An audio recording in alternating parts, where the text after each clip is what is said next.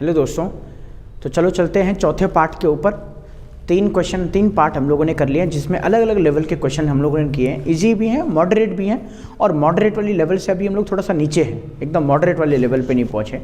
अभी हम लोगों ने 100 क्वेश्चन करने हैं, सिर्फ और सिर्फ सब्जेक्ट वर्ब एग्रीमेंट से रिलेटेड है।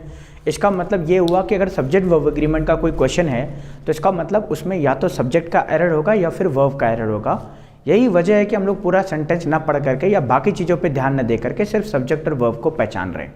तो एक तरह से वो कीवर्ड जो है हम लोग उसको फाइंड कर रहे हैं, जिससे कि वो बहुत हमारे लिए आसान हो जा रहा है सब्जेक्ट को पहचानना या वर्ब को पहचानना। तो आइए जरा हम चलते हैं चौथे पार्ट के ऊपर। क्वेश्चन क्या लिखे हुए हैं जरा देखें। पहला क्वेश्चन है, neither of them are going to attend the party on 10th October. अच्छा, हम लोगों ने एक क्वेश्चन पढ़ा था कि भाई आइदर नाइदर ईच वन, जहाँ पर भी किसी सेंटेंस में आएगा आइदर नाइदर ईच वन, हम लोग उसको सिंगुलर मानेंगे। अच्छा, अगर सिंगुलर मानेंगे तो भाई ये देखो यहाँ पे आर आ रखा है, और इस आर को हमें करना पड़ेगा इज। क्या करना पड़ेगा? इज करना पड़ेगा जी, तब जा करके हमें पता चलेगा कि neither of them is going to attend the party. अच्छा, जब इसको प्रोनाउंस करेंगे आपको तो आपको जरूर ऐसा लगेगा यार कुछ गलत हो रहा है। नाइदर ऑफ देम आर सही लग रहा है, नाइदर ऑफ इज गलत लग रहा है, लेकिन होगा क्या, हम लोगों को सेंस के हिसाब से नहीं ग्रामर के हिसाब से काम करना है, तो यहाँ पे इज करेक्ट रहेगा। सेकंड की बात करें, many a man have decided to join the function. अब यहाँ पे देखें, मैनी से रिलेटेड हम लोगों ने एक रूल करा है कि मैनी अपने साथ हमेशा प्लूरल नाउन लेता है, प्लूरल वर्ब लेता है। तो प्लूरल वर्ब तो ठीक है, लेकिन यहाँ पे प्लूरल नाउन नहीं है। इसके लिए हमें क्या करना पड़ेगा, मैंने कहा था कि ए के साथ अगर ए एन आ जाए, मैनी के साथ कभी भी ए और एन आ जाए तो नाउन भी सिंगुलर और वर्ब भी सिंगुलर। उस हिसाब से क्या है, उस हिसाब से मैन तो ठीक है, अगर यहाँ एम ई एन होता तो गलत हो जाता, लेकिन ये हैव गलत आ जाएगा। तो क्या बन जाएगा, many a man has decided to join the function. एक बार मैं आपको और बता रहा हूँ कि आपको थोड़ा सा लगेगा यार ये सेंस थोड़ा सा सही नहीं बन रहा है, हैव सही लग रहा है, लेकिन हम लोगों को देखना है कि भाई ग्रामर के अकॉर्डिंग क्या कहता है। थर्ड कह रहा है, each of the students in the computer class have to type his paper. Each मैंने फिर कहा है, either neither each one singular होते हैं, और ये ऑफ प्रीपोजिशन के बाद ऑब्जेक्ट आता है। अब वर्ब जो है ये रहा हैव। हेल्पिंग वर्ब जब रहेगी हमारे इसमें, तो हेल्पिंग वर्ब को कंसिडर करेंगे हम लोग सब्जेक्ट से। तो सब्जेक्ट अगर ये स्टूडेंट्स है, अगर ये स्टूडेंट्स है तो हैव सही है, लेकिन स्टूडेंट्स नहीं, ईच ऑफ द स्टूडेंट्स। और ईच जब भी किसी सेंटेंस में आता है एज अ सब्जेक्ट वो काम करता है, तो उसको सिंगुलर लिया जाता है। और अगर सेंटेंस में वो सब्जेक्ट लिया जाएगा और वो सिंगुलर लिया जाएगा तो हमें वर्ब भी सिंगुलर लगानी पड़ेगी, तो हैव की जगह पे हैज़ करना पड़ेगा। फोर्थ क्या कहता है, knowledge of at least 2 languages are required. अब देखिए यहाँ पे या तो 2 लैंग्वेजेस की बात हो रही है, या लैंग्वेजेस की नहीं, उन लैंग्वेजों के नॉलेज के बारे में बात हो रही है। तो देखा जाए उन लैंग्वेजों का नॉलेज होना जरूरी है, तो ये नॉलेज की बात हो रही है, और ये नॉलेज अनकाउंटेबल नाउन है, सिंगुलर नाउन है, और इस सिंगुलर होने की वजह से यहाँ पे आर की जगह पे एज लग जाएगा। Either of the roads lead to the park. अब इसमें देखना, यहाँ पे रोड्स तो नाउन है हमारा, एस और एस के साथ आने वाला वर्ड नाउन है, ठीक। अच्छा, ये नाउन है, ये आर्टिकल है, और ये लीड हमारी मेन वर्ब है। 2 प्रपोजिशन, आर्टिकल और नाउन हो गया। अब ये हमारी वर्ब है, हमें देखना है भाई आइदर नाइदर ईच वन, या फिर ये ईच आ गया यहाँ पे भी सिंगुलर, यहाँ पे भी सिंगुलर, नाइदर आ जाए वहाँ पे भी सिंगुलर है ना, वन आ जाए वहाँ पे भी सिंगुलर, तो ये नाइदर आ गया, एवरीबडी भी सिंगुलर होता है। तो ये कुछ कीवर्ड हैं जिनसे आप बिल्कुल कुछ सेकंड में पहचान पाएंगे कि सेंटेंस करेक्ट कैसे बनेगा, बहुत कम समय में, बजाय कि उसके मीनिंग को जाने हुए। तो आप देखना यहाँ पे आइदर आया हुआ है, और रोड्स को तो रोड नहीं कर सकते क्योंकि ये नाउन है, हमें वर्ब देखनी है, और वर्ब ये रही लीड।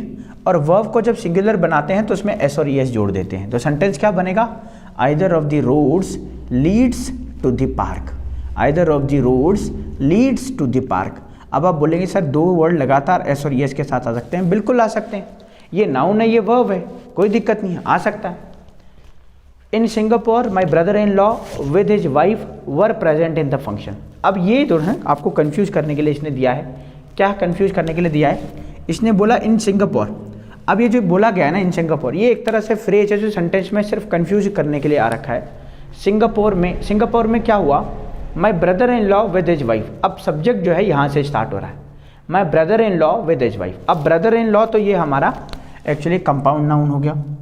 अब ये ब्रदर इन लॉ एक है और विद हिज वाइफ एक, तो एक और एक 2, और 2 होंगे तो वर्ब प्लूरल आएगी, लेकिन नहीं, ये विद की वजह से, इस विद की वजह से, विद जब भी आएगा एज वेल एज आ जाए, अलॉन्ग विद आ जाए, टुगेदर विद आ जाए, तो जो वर्ब होता है that will be according to the first subject, और ये रहा हमारा first subject brother in law. अच्छा, ब्रदर इन लॉ को लेंगे तो ये सिंगुलर है, और इसको प्लूरल बनाने के लिए कई बार आ जाता है ब्रदर इन लॉज, तो लॉज ना हो करके यहाँ पे ब्रदर्स इन लॉ इस तरीके से प्लूरल बनता है। अभी तो ये सिंगुलर आया हुआ है, तो हमें जो वर्ब लेनी है सिंगुलर है, तो वर की जगह पे लगा देंगे वस, तो ये हमारा एरर पार्ट बन जाएगा, वर की जगह पे वस। तो सेंटेंस क्या बन जाएगा, एक बार मैं प्रोनाउंस करूँ आपको, सेंटेंस क्या बनेगा, in Singapore my brother in law with his wife was present in the function. Sense सही लगे चाहे नहीं लगे, हम लोगों को ग्रामर के अकॉर्डिंग चलना है। ये वाला सवाल देखना, one of my desires are to become a doctor. अच्छा, अगर माई डिज़ायर्स की बात हो रही है तो मेरी बहुत सारी डिज़ायर्स तो नहीं है, और अगर बहुत सारी डिज़ायर्स होती तो आगे कुछ और भी होता। तो एक ही डिज़ायर है कि डॉक्टर बनना है, और ये यहाँ पे कह भी रहा है वन।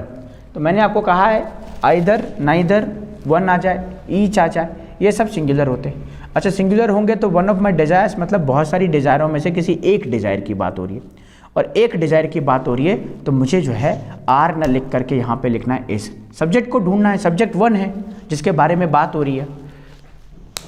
8th क्या कह रहा है, नाइदर ऑफ द 5 एक्यूज्ड। अब यहाँ पे थोड़ा सा दिक्कत है। अब यहाँ पे इस वाले सेंटेंस में वर्ब को फाइंड करोगे, neither of the 5 accused could be convicted.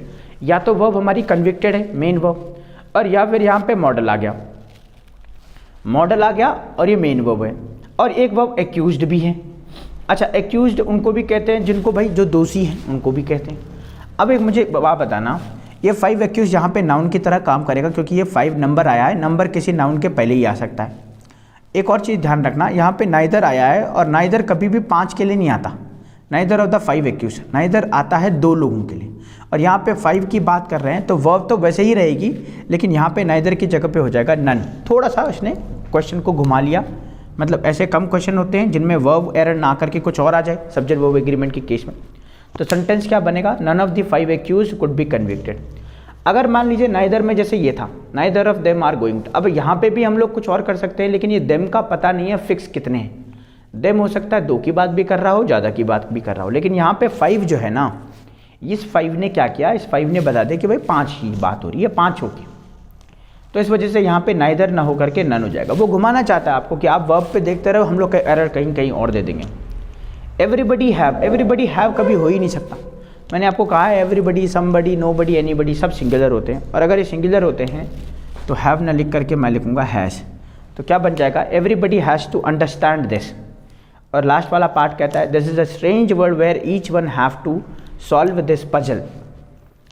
अच्छा, दिस के साथ इस तो करेक्ट है, अ स्ट्रेंज वर्ड, ये भी sentence correct, this is a strange word where each one. अब देखना ये कंजंक्शन आ गया, दोबारा सब्जेक्ट आ गया ईच वन। अब मैंने कहा था ईच वन हमेशा सिंगुलर होता है, आइदर नाइदर, ईच वन हमेशा सिंगुलर होता है, तो सिंगुलर होगा तो हैव ना करके यहाँ पे मुझे लिखना पड़ेगा has. This is a strange word where each one has to solve this puzzle. तो ये हम लोगों ने 10 क्वेश्चन कर लिए हैं, चौथा पार्ट था, ऑलमोस्ट 40 क्वेश्चन हमारे हो चुके हैं। थोड़ा सा लेवल को हम लोग आगे बढ़ाते चले जाएंगे।